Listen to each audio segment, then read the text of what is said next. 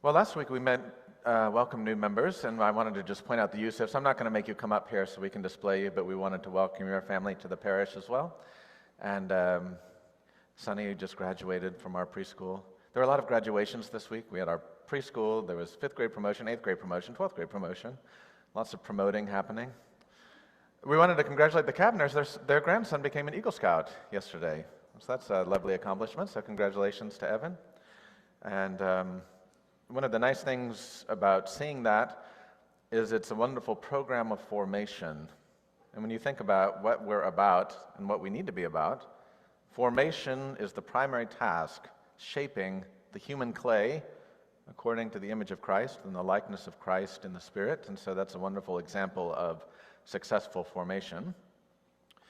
And Craig, I was glad to see you here. We've been praying for your family after the tragic loss of your sister-in-law.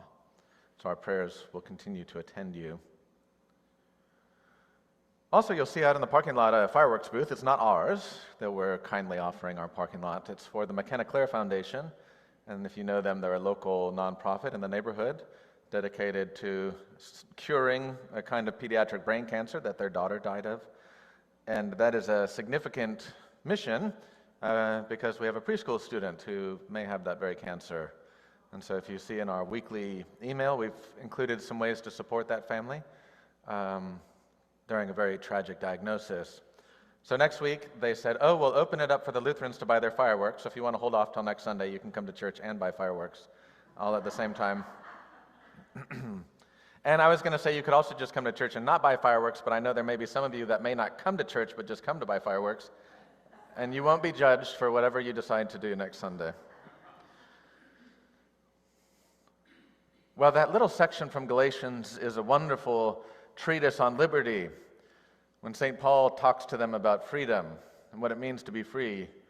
For you were called to be free, but do not use your freedom for self-indulgence, says St. Paul. And in one sentence, he offers us both the dignity of our calling in Christ and the danger that comes with our propensity for making everything about ourselves. The propensity for self-indulgence. The propensity for wanting to twist and turn even the gifts of God to some sort of personal advantage or towards some sort of personal subterfuge of the mission. And that's why it's so important. We heard in the gospel this morning, Jesus set his face toward Jerusalem. This indication is that there will be one who will not forget the primary mission and calling of the kingdom of God.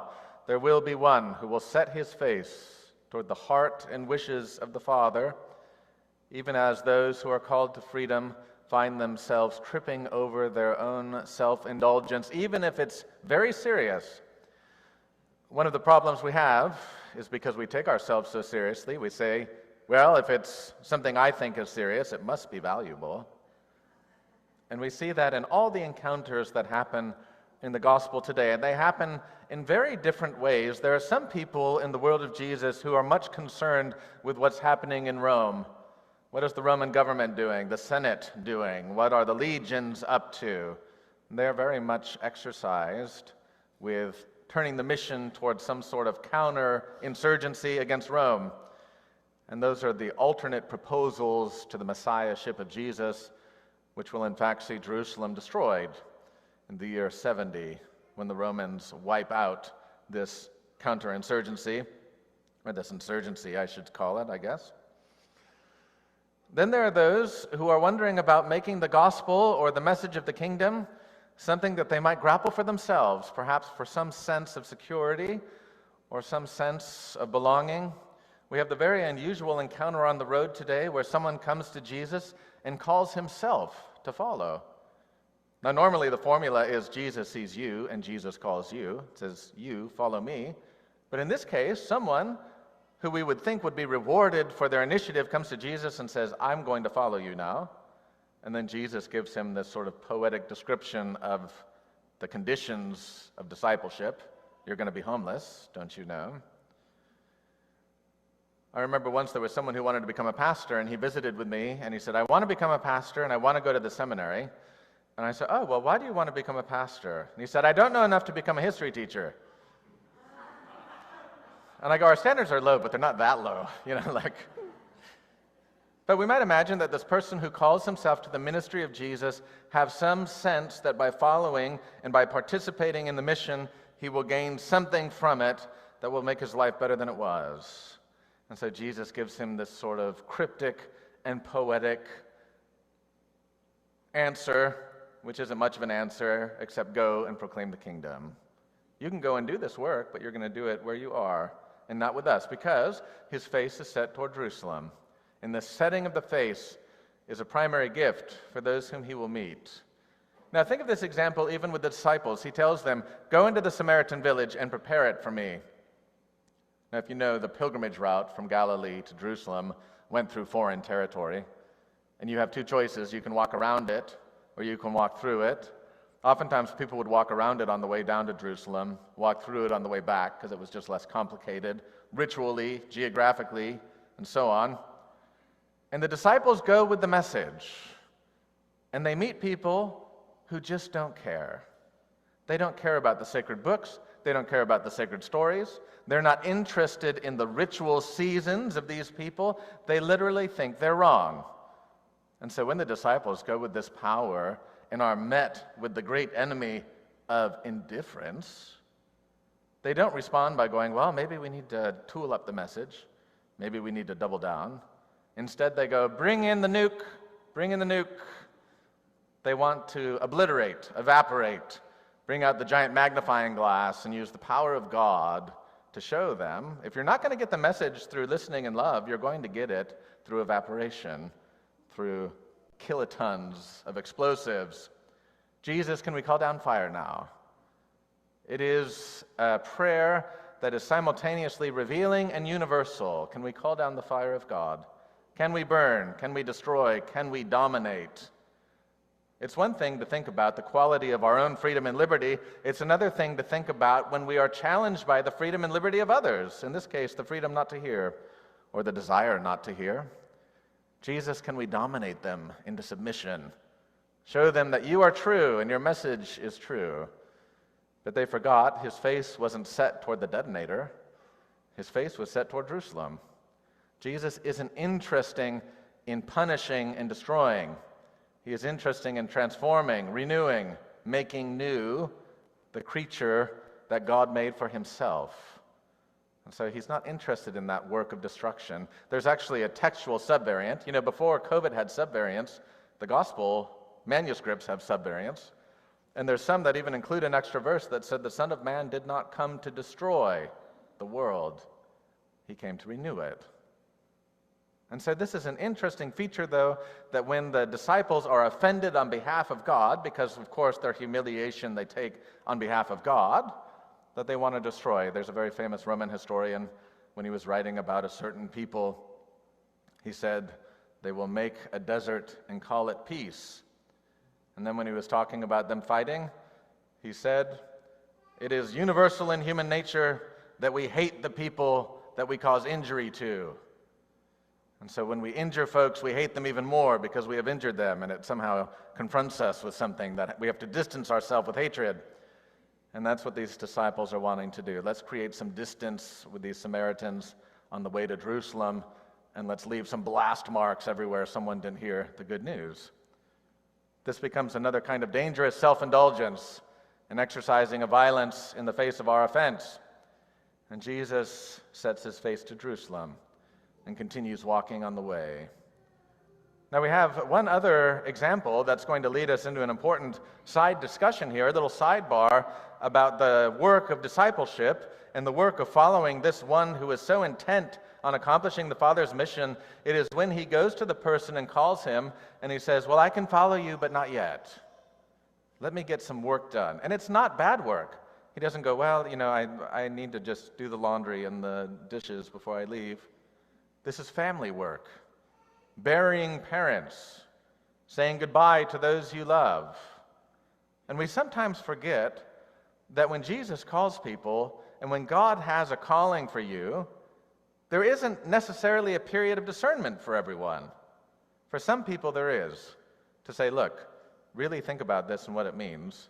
But there are other times that when God calls you, God goes, we're leaving right now.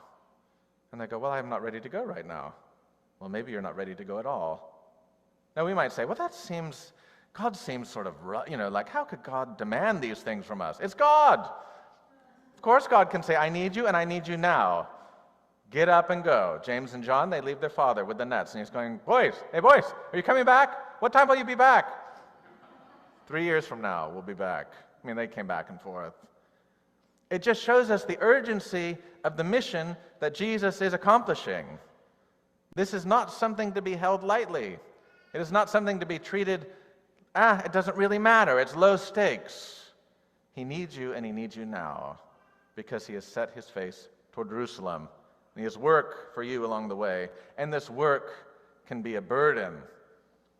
We have to be honest with that. That's why we had this reading about Elijah in the first reading. Elijah has just finished a major prophetic task, showing that in fact God was the God of the people and not the prophet Baal.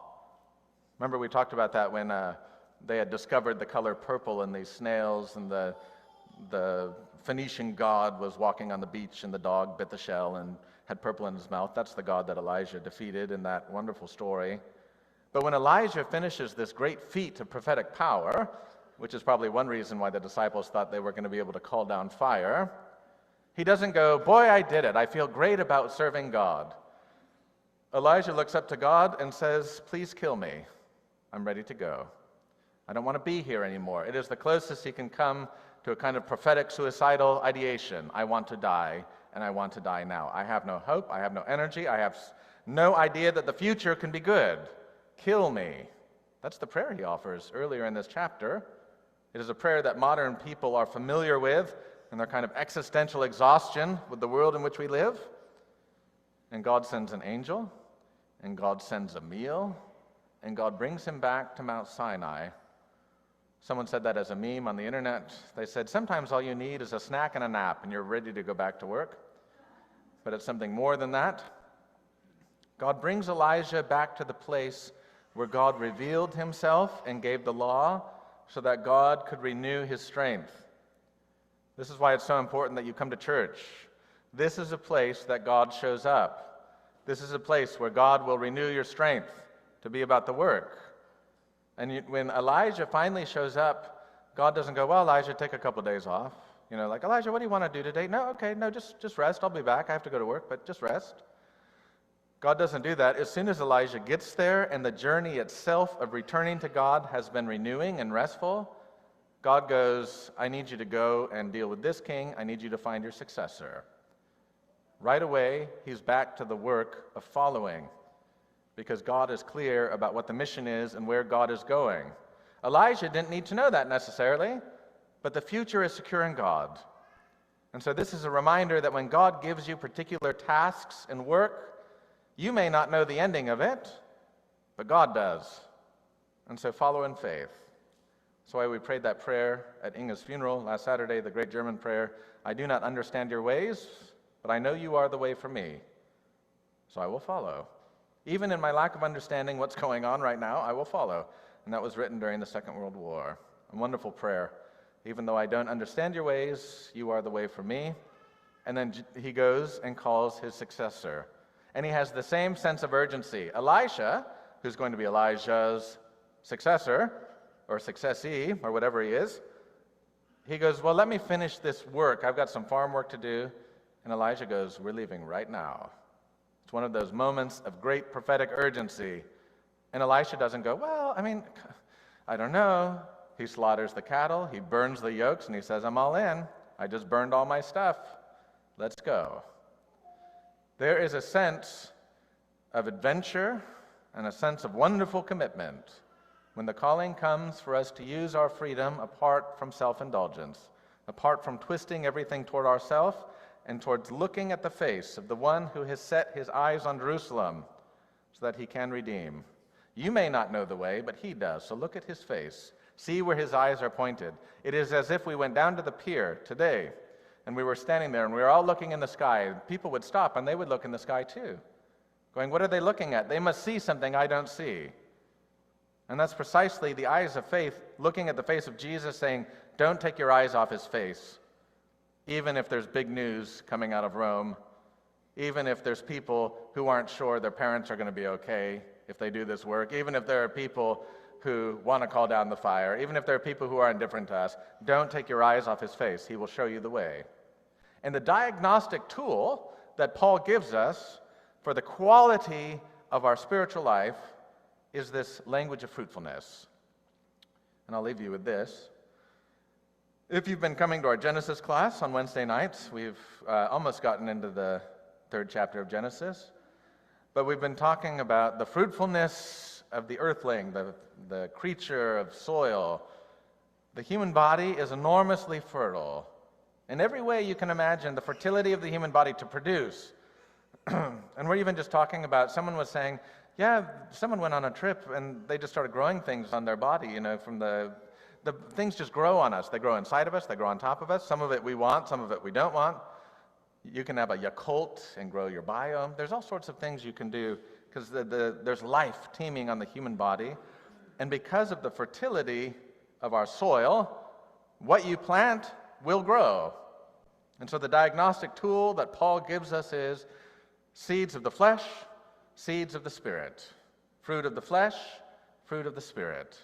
And I don't necessarily have to go through all of the fruit that's growing, but you know that when the Spirit is present and freedom is oriented toward its proper end, which Paul tells us is service and love, self-giving love, like the one who pointed his face toward Jerusalem, you will begin to see love, joy, peace, patience, and on and on and on. All the fruit of the Spirit. They are not conjured by us. They are not crafted or created by us. They are seeds planted in us by the Spirit of the resurrected Christ. So this can be the fruit by which the world is fed. And in a world where people do want to cook their neighbors, in a world in which people are distrustful or anxious or sad or crushed or discouraged or grieving, don't let them taste the fruit of the flesh, this jealousy, dissension, violence, and so on. Feed them with love. Feed them with joy. Feed them with peace and patience. And that is the stuff growing in you. We don't have to pick the fruit off someone else's tree. It can grow in you as God is calling you to follow the one who set his face to Jerusalem. We can follow him through these anxious times, trusting in his goodness, trusting in the power of his resurrection and his love. And may that Holy Spirit grow fruit in you to feed those whom you meet, that they might experience the fullness of life and know that they were made for God, and they will rest when they are in the presence of that love forever. Amen.